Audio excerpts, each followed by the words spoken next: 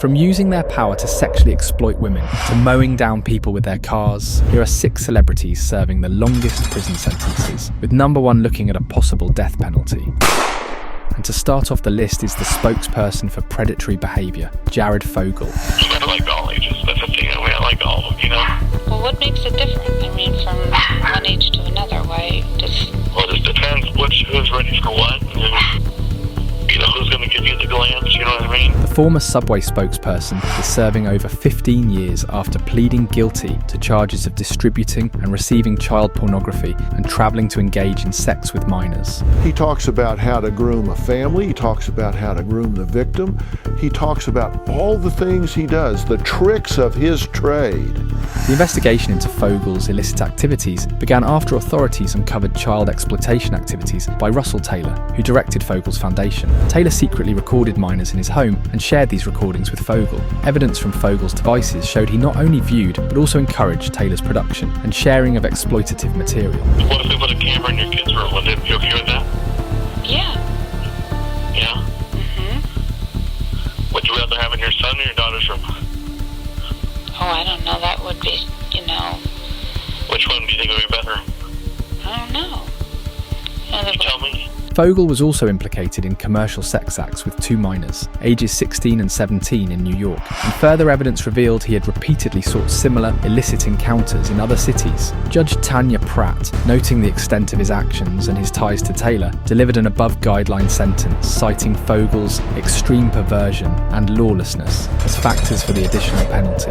Boy, I bet Subway absolutely regrets splashing millions on this guy, just like how Elizabeth Holmes investors probably feel as well. To put it simply, Holmes is a sociopathic fraud. Can you tell us a secret?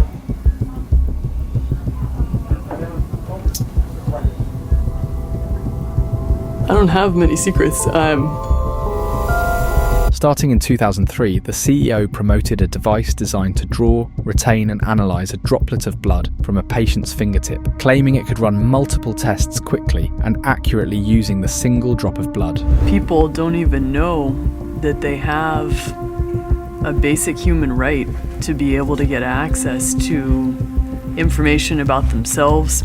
Every person should have the ability to get that type of test. However, internal records showed the technology was a dud, leading to inaccurate diagnoses for patients. Despite this knowledge, Holmes continued to solicit investments by falsely claiming partnerships with organisations like the US military and major pharmaceutical companies, and securing high-profile investors, including Rupert Murdoch and the Walton family. Now, obviously, this act of lying to investors wasn't going to be sustainable forever. In 2018, Holmes and former COO Ramesh Sunny Balwani were charged with wire fraud. The case argued they intentionally misled investors, putting the safeties of those who used the device at risk, and securing over $700 million based on exaggerated claims. Holmes was ultimately found guilty on 4 counts of fraud and conspiracy against investors and sentenced to over 11 years in federal prison. But hey, at least it ain't no death sentence like number 1 on our list. I guess this is just another example of corporate dogs taking advantage of those below them, just like the Harvey Weinstein situation. The former Hollywood producer and head of Miramax faced over 80 allegations of sexual misconduct in the entertainment industry, accusations that led to his conviction and a prison sentence of 23 years. Weinstein's charges in New York were specific to 2 primary victims, former production assistant Miriam Haley, who alleged Weinstein forced himself on her in 2006, and actress Jessica Mann, who accused him of raping her in 2013. Despite Weinstein's defense that the relationships were consensual, the court found him guilty of a first-degree criminal sexual act and third-degree rape. The conviction followed testimonies from multiple accusers, including actress Annabella Sciorra, who alleged Weinstein raped her in the early 1990s. His disgusting acts dated all the way back to the 1970s, demonstrated abuse of power and coercion, leaving many victims too fearful to speak out. You write, you detach from my body, I hover up under the ceiling, watching myself sitting on the edge of the tub against a wall, held in place by the monster, whose face is between my legs, trapped by a beast.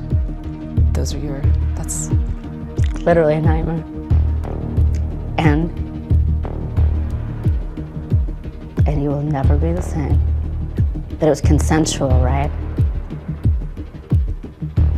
I don't know about you, but when you've had consensual sex, you don't really fill up with tears afterwards. After sentencing, Weinstein faced additional charges in Los Angeles for other sexual assault allegations, which could further extend his time in prison if convicted. But at least he didn't mow anyone down with his car, unlike Suge Knight. The former CEO of Death Row Records received a 28-year prison sentence for a 2015 incident involving a fatal hit and run that killed a Compton businessman. This incident took place near the set of the movie Straight Outta Compton, after an altercation with Clay Sloan, who had worked on the film. Witnesses reported that Knight followed Sloan and Terry Carter, a local businessman and community figure, after an argument, leading to a confrontation where Knight struck both men with his truck. By TMZ shows the January 29th incident where Knight's truck apparently runs over the two men.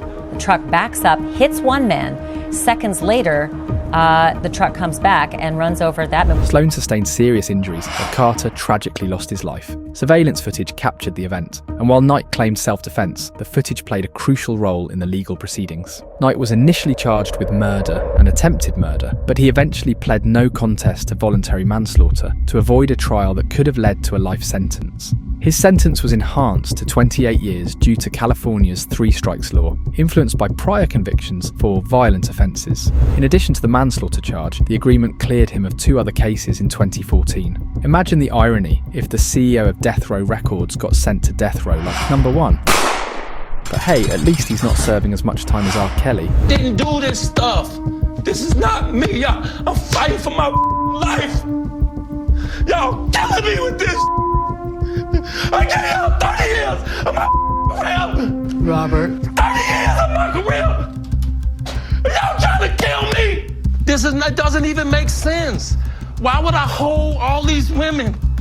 Numerous women and girls testified that Kelly used his fame and influence to groom underage victims, often isolating them from their families and maintaining strict control over their lives. Well, how stupid would it be for R. Kelly, with all I've been through in my way past, to hold somebody, let alone 4, 5, 6, 50, you said.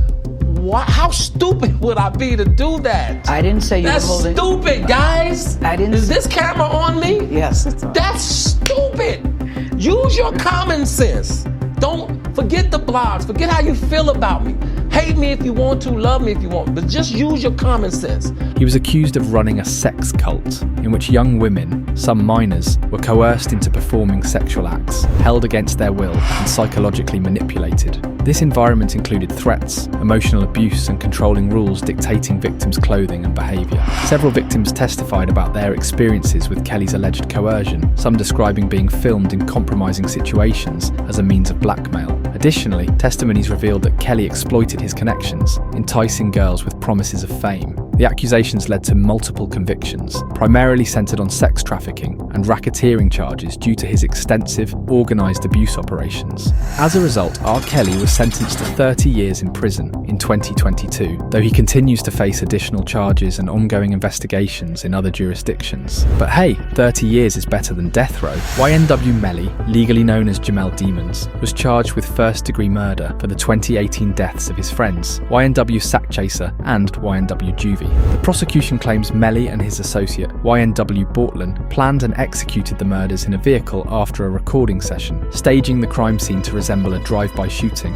Evidence includes bullet trajectory analysis suggesting shots came from within the car, and messages and recordings where Melly allegedly implied responsibility. The defence counters there is insufficient motive and flawed investigation, emphasising a lack of direct forensic proof linking Melly to the actual shooting. During the initial trial in 2023, a jury remained deadlocked, leading to a mistrial. Prosecutors, now seeking the death penalty, plan for a retrial in 2025, making the case one of Florida's highest-profile murder trials to involve gang associations, social media, and forensic evidence intricacies. Hopefully this kid gets what he finally deserves. Anyway, you guys are legends. We've come such a long way in the past couple months, and we're so close to 400 subscribers. Thank you, and love you all.